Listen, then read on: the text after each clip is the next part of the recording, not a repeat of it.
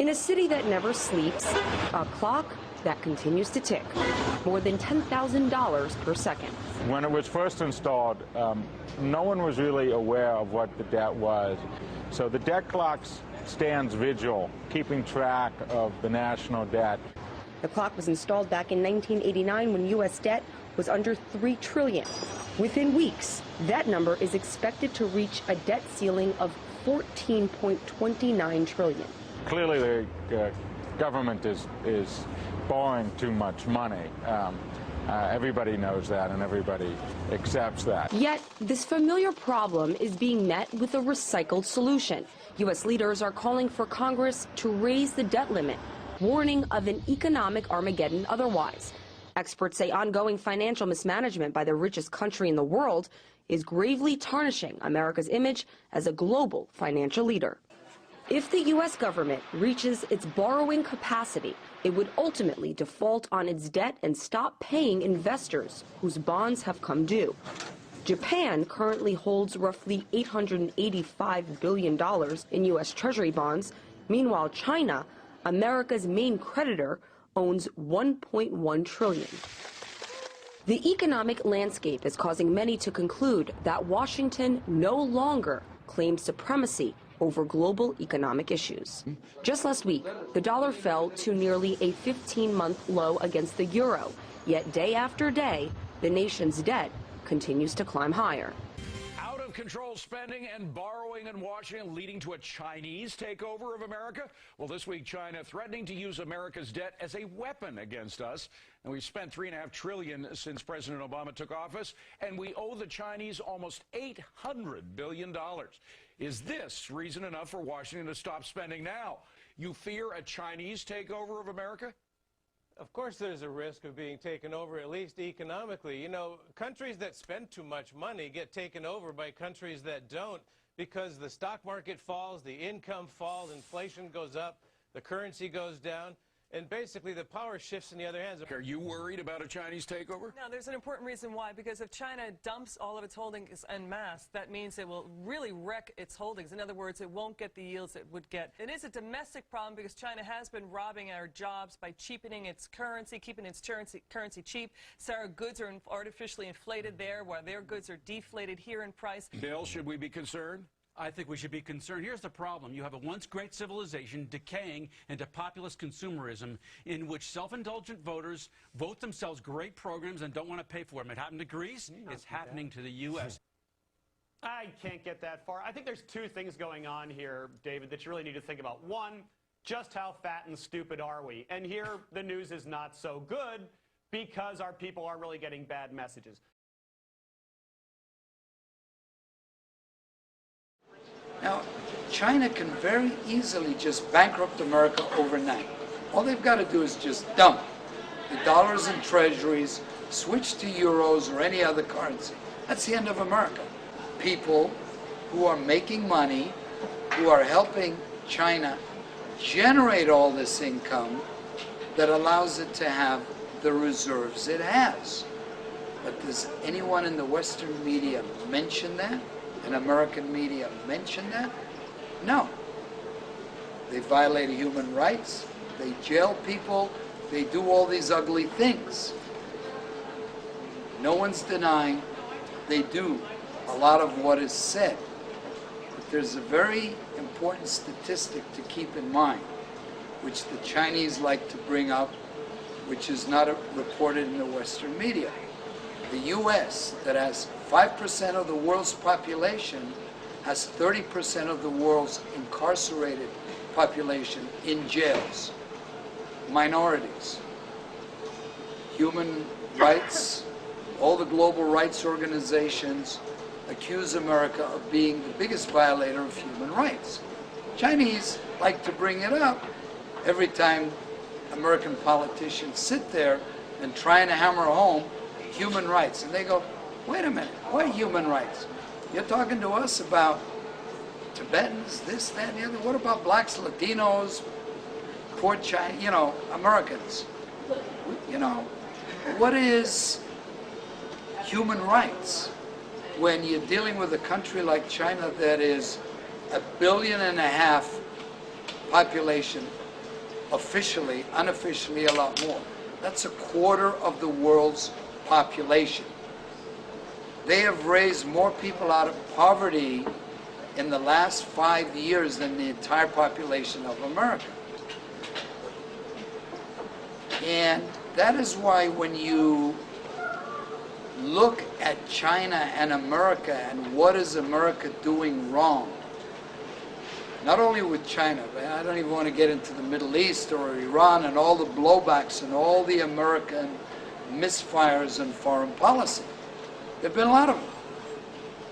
But when it comes to China, because they are basically America's factory, because over 60% of the factories that manufacture all the products you see here, even next door, Cost Plus, are foreign owned. They're not Chinese owned. China provides the labor and the materials. 60% of the factories that create the product that is bought in America are foreign owned. Over 50% of those factories are American owned. That's a staggering statistic. They're the ones who are saying, why are you going to create all these sanctions and, you know, embargoes against China? Because then we have to move our factories to Vietnam or other low-cost producing countries. We don't want to make the move. That is why China owns America today. President Obama held his first summit with Chinese President Hu Jintao today. The leaders met in Beijing and promised to cooperate on a wide range of global issues, including the economic recovery. China has a huge vested interest in the American economy because it holds almost 25% of all foreign-owned U.S. debt. We owe the Chinese massive amounts of money. So what would happen if they immediately demanded payment? And why haven't they? Robert Krulwich always has a unique way of explaining things and does so in tonight's Closer Look. These are kids in Shanxi, China, reading out loud all together. It's kind of a reading exercise. But what I want you to notice is what this girl is wearing. Notice she's in a coat, zipped up, and so is he, and so is she. Many classrooms, look at the hats here in Chinese public schools, are not heated in winter. Yes, it would cost money to put in central heating, but the Chinese government has money. Oddly enough, a lot of that money is in America. When the Chinese ship products to the United States, we Americans buy their goods. Hi. How's it going? And we, of course, pay dollars. So China right now is sitting on a big sack of U.S. money, which they invest in America. Well, let's say that the Chinese sack of dollars is $1.4 trillion thick. That's a lot of money. So some Chinese are asking, why not take the profits that China has made in America and sell U.S. stocks and bonds and dollars and turn them into Chinese money so China can fix some of the problems they've got at home? So if China is going to change $1 trillion U.S. into Chinese money, that means China is going to sell $1 trillion and buy a huge amount of Chinese money. And moving that much wealth from one nation to the other will lower the value of the U.S. dollar, raise the value of Chinese money, with the unfortunate effect that then anything made in China becomes more expensive in America. If they take $1.4 trillion out of the United States and pour it into China, the value of the Chinese currency is going to more than double. If it more than doubles, everything we buy from China will be more than twice the price. And when the price of dolls and basketballs and everything goes up here and we buy less, what happens to all those people in China who have jobs making things for America? The Chinese government can't risk that. So for the moment, they can't take their money out of America. Not yet. Robert Krulwich, ABC News. Now, some see the rise of other nations and our economic troubles here at home as signs that American power has waned. Others simply don't trust us to lead. They view America as an unaccountable power, too quick to impose its will at the expense of their interests and our principles. It is nestled among the redwoods, 2,700 acres of pristine land, broken down into dozens of camps. And for 2 weeks every July since the 1880s, they've been filled with some of the most wealthy and powerful men in the world. Many of them arrive on their corporate jets at the nearby Sonoma County Airport. Others arrive in fancy cars, which will fill the on-site parking lot. At its height, there is said to be more than 2,000 men who attend, and as you can imagine, they are well protected by a trove of police. This is private property. Yeah, I know. So we're out covering the protest, and we just wanted to see if there was anyone that could give us... I would like you guys to get off the property, please. There's no way we could just get an escort? No, not at all, and I'll have the police come and arrest you if you don't leave, please. Okay. Thank you. Access is by invitation only, and most pay more than $15,000 to attend. And for more than 35 years, protesters have stood at the entrance gates. Our concern is not what's going on inside of the Grove, but what's happening outside of the Grove with the people that are in here. This is a place filled with secrets that only those who go inside and perhaps the trees will ever really know. But I was able to get my hands on some photographs that I want to show you just to give you a sense on what it looks like on the inside. This is a photograph of people who attend. As we mentioned, it is all men, and this is a photograph of some of them. This here was taken back in 1999. Colin Powell, the back of Donald Rumsfeld's head. And this is Thomas Keane. 2 years later, he would become head of the 9/11 Commission. Here's a picture. Newt Gingrich, Henry Kissinger's son, and another shot of Thomas Keane. Here's a much younger Dick Cheney at the Grove, and Henry Kissinger having a little fun. I was also able to get my hands on several programs from previous years, outlining the schedule of talks and their topics. And what we have here on July 22nd, 2008 is the Lakeside Talk given by CFR member and Trilateral Commission member Fred Starr. He gave a talk called Afghanistan, the Unexpected Upside. There are other connections to be made as well between the Lakeside Talks and public policies that follow. This was a man that was involved in the oil business, George Linkowitz, the Persian Gulf crisis. This is 1980. Caspar Weinberger, who was the Secretary of Defense in the Reagan administration on rearming America. And that's easily documented. The arms buildup came in around late 81, 82. There are rumors of extreme drunkenness, of prostitutes, and of homosexual activities by members. But for the most part, it is the secret backroom agreements critics say should be brought to light. That agreement can be, occupying the Middle East, fighting terrorism, encircling China politically and militarily. For Mary Moore, who's been researching Bohemian Grove for more than 3 decades, what happens inside is symptomatic of a much larger problem. We've all grown up taking civics, trying to understand how the world works, and we're all told that we elect representatives, they go to Washington, we have total influence over them, and they make decisions that are in the best interests of us. Then we start growing up, and if we pay any kind of attention, we find out that none of that is true. In Monterey, California, Christine Frizzau, RT. Who's this? And, boy, I don't know. New World Order, just around the corner. Oh, by the way, I'm recording this right in the process of the Bilderberg meeting in Switzerland. The Bilderberg meeting. And that's, you want to believe in a conspiracy theory, believe in that one. Okay? Here are all these heads of state, bankers, businessmen, media moguls, you name it. Google's probably there. Others are there. They're all meeting in a secret compound. Nobody knows what's going on. Nobody knows what they're talking about. But they're talking about something. So watch. Between now and the next 6 to 8 months or whatever, watch the news. Watch what's good. Kind of put this in the back of your mind. Here all these people are having a meeting.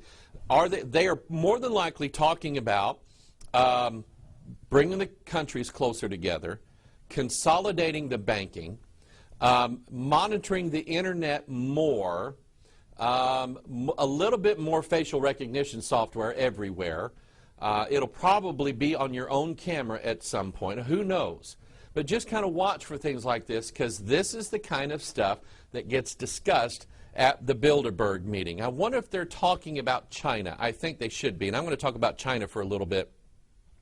Several of you sent me this article and a series of articles that goes with it, and I was alarmed. Idaho to be first Chinese state. Governor Butch Otter, in league with the notorious Marxist Barack Hussein Obama, this is his words, by the way, have hatched a plan to make Idaho the first Chinese-owned state in America. Otter and company have named this Project 60. There's a 6 there.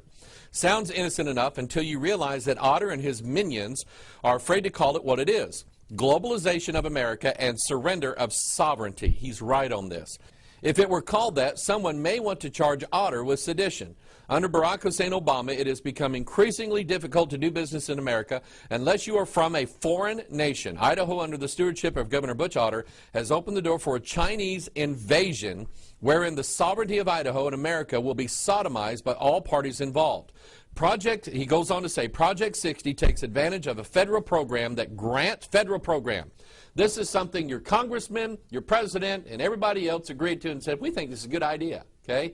Remember, Timothy Geithner is going around the world constantly begging all these other nations, including China. Hillary Clinton went over there herself, begging these nations, including China, and especially China, not to call the loans that are out on this country. Not to pull them and say, okay, you know, pay up right now. Begging them not to do that. Begging them to keep the dollar stable. When the American worker and the American people are no longer capable, either by our own actions, and it is by our own actions or the actions of our politicians, when we're no longer able to sustain our own economy, somebody else is going to come in and take over. Mark it down. I'm going to show you some Bible on this, okay? You need to see this. So anyway, it's a federal program that grants permanent residency to foreign nationals, in this case, Chinese. This program comes with special tax exemptions to the foreign firms moving here. American companies do not get the tax exemptions. So much for the Constitution and equal protection. Idaho is struggling financially, and it is widely known that America is broke, so why tax breaks for the Chinese? China wants to limit its exposure to America's debt. China needs to maintain its trade deficit so it does not collapse like a house of cards. In order to accomplish this, China must unload currency and excess dollars. Buying Idaho is a good way to accomplish this, but do not worry. China is looking to buying Ohio, Michigan, and Pennsylvania as well. China will not allow its currency to become stronger, so it must eliminate some of America's IOUs. What better way to do this than buy America? Top Idaho officials have been traveling to China and entertaining the Chinese here in order to help facilitate this. Idaho is a resource-rich state, and the Chinese know it. And as does Obama, who keeps snatching Idaho land. Otter, Obama, and the attack on business in America paves the way for China to own us. A Chinese firm is building a fertilizer plant in America Falls, Idaho. Ironic, China has bought 50 square miles of land south of Boise, 30,000 acres of Idaho gone to foreign nationals. Governor Otter says this will help reinvigorate our American industrial base. Just how this will do it, since the plants will be staffed with foreign nationals, is a question that remains unanswered. Here's another one, and I want you to look at the Chinese flag for a minute, okay? It's very, very important. China wants to construct a 50 square mile self-sustaining city south of Boise, Idaho. Thanks to the trillions of dollars that the Chinese have made flooding our stores with cheap products, China is now in a position of tremendous economic power. So what is China going to do with all that money? One thing that they have decided to do is to buy up pieces of the United States and set up special economic zones inside our country from which they can continue to extend their economic domination. One of these special economic zones would be just south of Boise, and the Idaho government is eager to give it to them. China National Machinery Industry Corporation, Sinomatch, or Sinomach for short, plans to construct a technology zone south of Boise Airport, which would ultimately be up to 50 square miles in size. The Chinese Communist Party is the majority owner of this company, so the 10 to 30,000 acre self-sustaining city that is being planned would essentially belong to the Chinese government. The planned self-sustaining city in Idaho would include manufacturing facilities, warehouses, retail centers, and large numbers of homes for Chinese workers. Basically, it would be a slice of communist China dropped right into the middle of the United States. According to the Idaho Statesman, the idea would be to build a self-contained city with all services included. It would be modeled after the special economic zones that currently exist in China. Perhaps the most famous of these zones is Shenzhen. Back in the 1970s, Shenzhen was just a very small fishing village. Today, it is a sprawling metropolis of over 14 million people. If the Chinese have their way, we will soon be seeing these special economic zones pop up all over the United States. So who exactly is Sinomatch? The following description of the company comes directly from their website. And this is a quote, with the approval of the State Council, China National Machinery Industry Corporation was established in January of 1997. This company is a large-scale, state-owned enterprise group under the supervision of the State Asset Supervision and Administration Commission. Kind of like when you go up and down the highway and you see these all these semi-trucks with these big trailers on it, and on the back it says C-O-S-C-O, Costco. Now that is not going to the cutter company stores like Sam's Club all across America. Costco is the Chinese government, state-owned. You need to understand that practically all businesses in China are governed or regulated in some way by the government of China. So Costco is the Chinese shipping company. And all of this stuff flooding through our country, trains going up and down the railways of America with Costco all over them. And now you have the state of Idaho who needs money. Think about it. The love of money is the root of all evil, the Bible says. It is the root. And our greed is catching up with us, people. Our greed, our infidelity to the Bible, our unwillingness to serve God and to at least have a minuscule idea of biblical morality in our governments, our politics, our schools, our banking, our businesses, and even our churches, for crying out loud, but including and especially our homes. We will not have Bible morality anywhere in our culture. And God has rules. And we might say this is awful that China is moving in. I'm telling you, according to the scriptures, we're getting what we have coming. If we're so greedy in this country that we have to have communist nations, infidel nations, I want you to think about that flag, that come in and take over our country so that we can have a lot more, I imagine there's going to bring in a lot more Chinese buffets in the country. To feed our greed and to feed our dependence upon money and finances and everything else. What have we gotten to as a society, as a people? This nation was not built with the help of Europe. This nation did not come about as a result of foreign aid coming in from France or Britain or Germany or Russia or whatever, helping to build log cabins so that the pioneers would be comfortable as they settled the land. We were hard workers. We were fiercely determined to take this land that God had given to us and to settle it and to build a nation that hopefully looked like something that God would recognize as coming from His Word. We don't have that anymore. And God has rules. God has promises. I was thinking about China. I was thinking about just a lot of things pertaining to this, and I've referenced this before, but God's Word is God's Word. And He'll keep it. He kept it to Israel. He'll keep it to America too.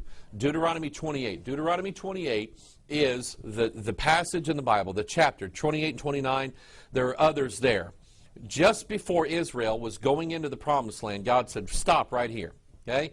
I'm going to talk to you for a minute. Moses, I want you to tell them, here's the deal right here. Okay? I've got you this far, 40 years after Egypt. I've got you this far. Okay? And I'm ready to take you all the way, but I'm going to lay down the guidelines and the rules. Number one, keep my laws. Keep them. Okay? Keep the statutes. Keep the judgments. They're perfect for you. Okay? They were designed specifically for you to make you happy in your homes and in your politics and in your welfare and everything else in the world. They were designed to make you happy. And if you do that, if you keep them, okay, If you keep them and say, these are our laws right here, we may not be good at obeying them all, but these are our laws, and we're going to stick with it. God said, if you keep them, then I'm going to bless. I'm going to bless your land. I'm going to bless your children. I'm going to bless your politics. I'm going to bless your military. Nations will come up against you, and God will go, and they're all gone. If you keep the laws, okay? I'll bless your basket and your store, okay? Your food, your economy. I will bless your economy.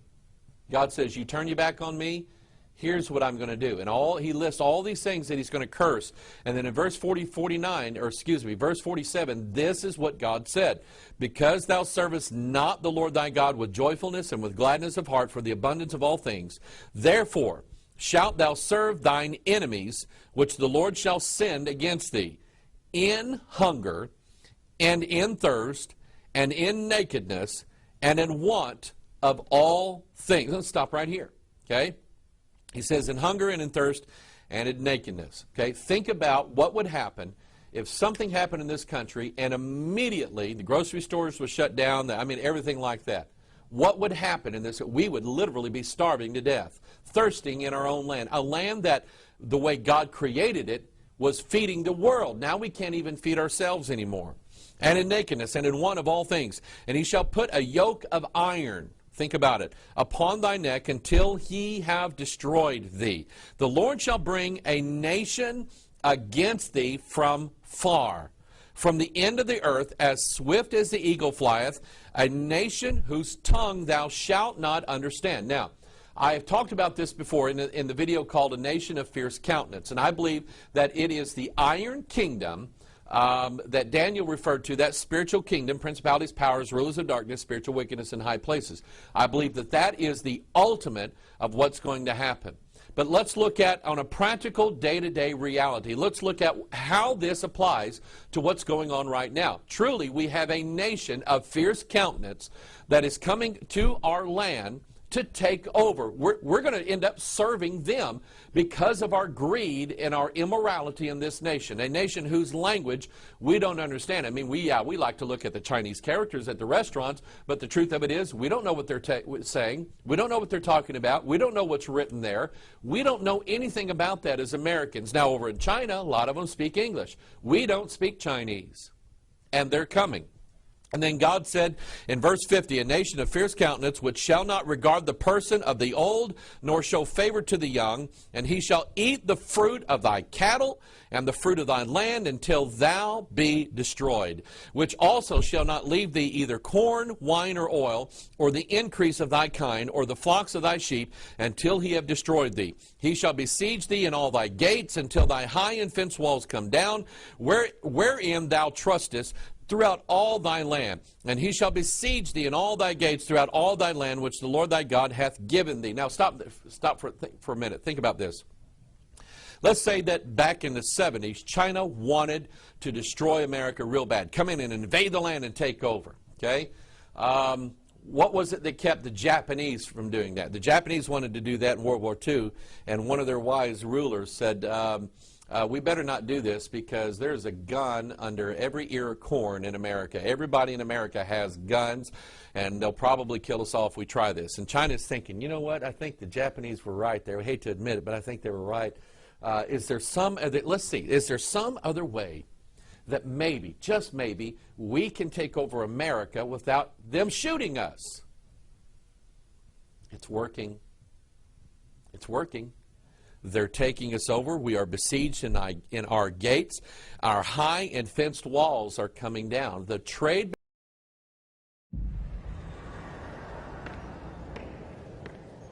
Why 什么强大的国家都会走向灭亡呢？古希腊、罗马帝国、不列颠帝国、美国，因为他们都犯同样的错误。 与原来使得他们成功的原则背道而驰。美国政府企图以庞大的开支和税收来摆脱严重的经济衰退，巨额的所谓刺激开支、庞大的医疗改革、政府接管私有企业、债务累累，他们都犯同样的错误，与原来使得他们成功的原则背道而驰。美国政府企图以庞大的开支和税收来摆脱严重的政府接管私有企业，债务累累。